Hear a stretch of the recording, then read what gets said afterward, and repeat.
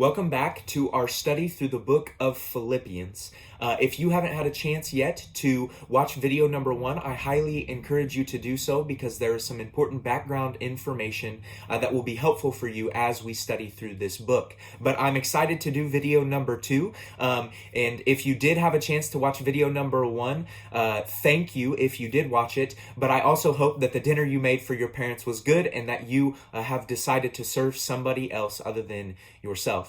Today's section that we're going to be covering comes from chapter 1, verses 12 through 26. So go ahead and grab your Bible, pen, pencil, and paper, and some headphones so that you can focus in.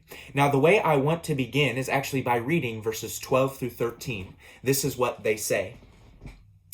Now, I want you to know, brothers and sisters, that what has happened to me has actually served to advance the gospel. As a result, it has become clear throughout the whole palace guard and to everyone else that I am in chains for Christ.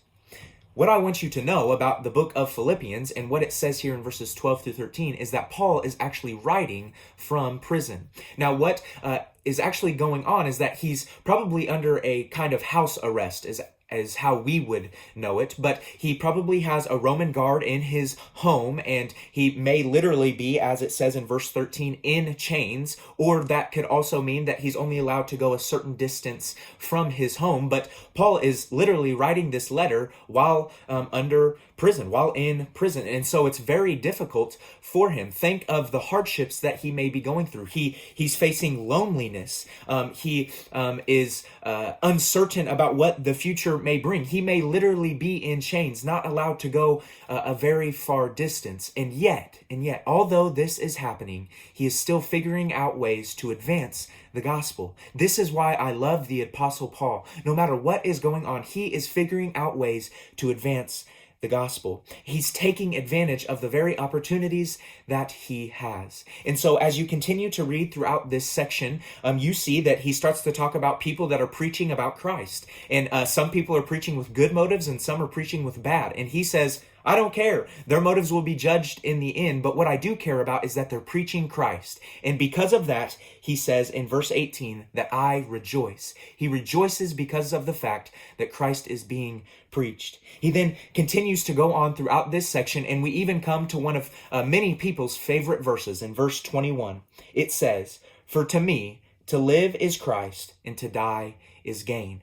He then contemplates if he is to die, it will be better because he will be with Christ. But if he stays, he knows that it will be fruitful because he will be able to keep advancing the gospel. It seems to me that here in these verses 12 through 26, that Paul is trying to say that because I have Jesus, I have all I need.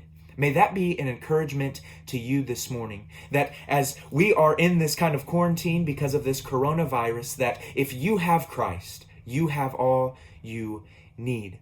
And so my reflective question for you today is this: what is it that you are doing to try to advance the gospel while at home?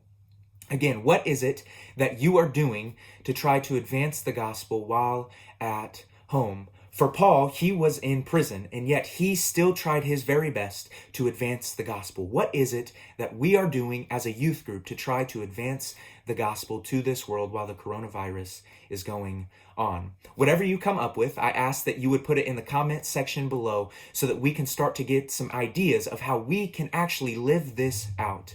I miss you guys. I hope you find this video well. I love you, and I will talk to you tomorrow.